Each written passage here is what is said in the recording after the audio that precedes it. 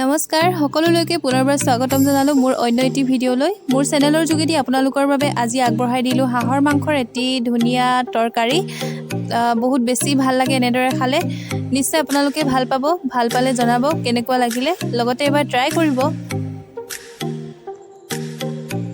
এতিয়া পোন প্ৰথমে মই ৰেডি কৰি ললো মছলা আৰু নহৰু তাৰ পিছতে পিয়াজ এইখিনি মছলাখিনি পানীত তিয়াই লৈ ধুনীয়াকৈ এখন পটাত মই পিচি লৈছো মছলা ৰেডি হৈ গ'ল মছলাখিনিৰ লগতে মই নহৰু আৰু এটা বিলাহী বইল কৰি পেলাই খুন্দি মই পিচি দিলোঁ তাতে তাৰপিছতে আলু কুটিখিনিও মই বইল কৰি ল'লোঁ বইল কৰি এতিয়া এইখিনি মই ভাঙি দিম ধুনীয়াকৈ মাংসখিনি কাটি হৈ গ'ল মাংসখিনি কটাৰ পাছত হালধি আৰু নিমখ দি ধুনীয়াকৈ সানি ল'ম এতিয়া হাঁহৰ হাৰ্ডি ছাল অলপ ৰাখি থৈছোঁ সাইডকে এইখিনি জলকীয়া ভাজি বনাম বুলি ভাবিছোঁ আৰু জলকীয়া ভাজি বনাবৰ কাৰণে মই চোতালতে থকা পটককৈ ছিঙিব পৰা এজোপা বি জলকীয়াৰ পৰা মই কেইটামান বি জলকীয়া ছিঙি ল'লোঁ এটা টাবত ৰুই থৈছে দেউতাই ৰুই থৈছে ধুনীয়াকৈ চোতালতে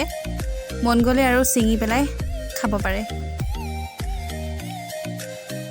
জলকীয়া ভাজিখনত দিবৰ বাবে এফালে ৰেডি কৰি লোৱা হৈছে পচলা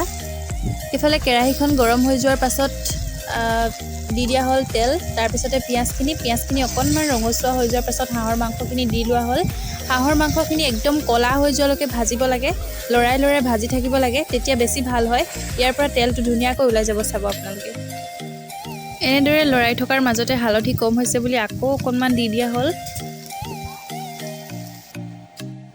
এতিয়া ভাজি থকা 5 মিনিটমান হৈ গ'ল এতিয়া ইয়াতে যিখিনি মই পিচি লৈছিলোঁ সেই মছলাখিনি গোটেইখিনি ঢালি দিলোঁ মাংসখিনি অলৰেডি কলা পৰি গৈছে এতিয়া ইয়াতে দি দিব লাগিব আলু গুটিখিনি লোহৰ কেৰাহীত বনালে বোলে হাঁহৰ মাংস ভাল লাগে সেইটো কাৰণে লোহৰ কেৰাহীত বনাইছিলোঁ লোহৰ কেৰাহী মানে আছে নথকা নহয় এটা একদম ডাঙৰ হৈ গ'ল আৰু এটা একেবাৰে সৰু হৈ থাকিলে সেইটো কাৰণে এইটো জোখাৰ আছিলে কিন্তু ইয়াৰ ছাইডৰকেইটা মানে এৰাই থাকিলে গতিকে ভুল নুবুজিব আপোনালোকে এতিয়া আলু গুটিখিনি দি ধুনীয়াকৈ একদম লৰাই থাকিব লাগিব লৰাই ইয়াৰ লগত মিক্স কৰি দিব লাগিব আলুখিনি চব ফালে এতিয়া পৰিমাণ অনুসৰি ইয়াতে দি দিয়া হ'ল পানী গৰম পানী দিছোঁ গৰম পানী দি ধুনীয়াকৈ উতলিবলৈ দিব লাগিব মাংসখিনি ধুনীয়াকৈ উতলি থকাৰ মাজতে এটা নহৰু মই একদম পিচি পানী কৰি দিলোঁ পানীখিনি অকল মই দিছোঁ ইয়াত এতিয়া নহৰুৰ বাকলিখিনি মই দিয়া নাই গোটেইখিনি বস্তু দিয়াৰ পাছত এতিয়া ধুনীয়াকৈ উতলি আছে আৰু উতলি ওপৰলৈ তেলটো গুচি আহিছে চাব পাৰে আপোনালোকে আৰু গ্ৰেভিটো চাওক কি ধুনীয়া হৈছে আলুখিনি ভাঙি দিয়াৰ কাৰণে বহুত বেছি ভাল লাগিব যেন নহয় লাগিবই কাৰণ আগতেও খাইছোঁ বাৰু এনেকৈ এইটো মোৰ দেউতাৰ পৰা শিকিছোঁ তাৰপিছত ইয়াত মই একো ৰেড চিলি তেনেকুৱা ধৰণৰ বস্তু মই ব্যৱহাৰ কৰা নাই কিন্তু গৰম মছলা মই দিছোঁ অকল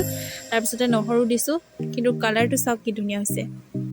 এইফালে জলকীয়া ভাজিখনৰ বাবে ৰাখি থোৱা মাংসখিনিত মছলা আদা নহৰু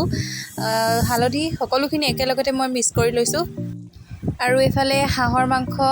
অলমষ্ট ৰেডি হৈ গ'ল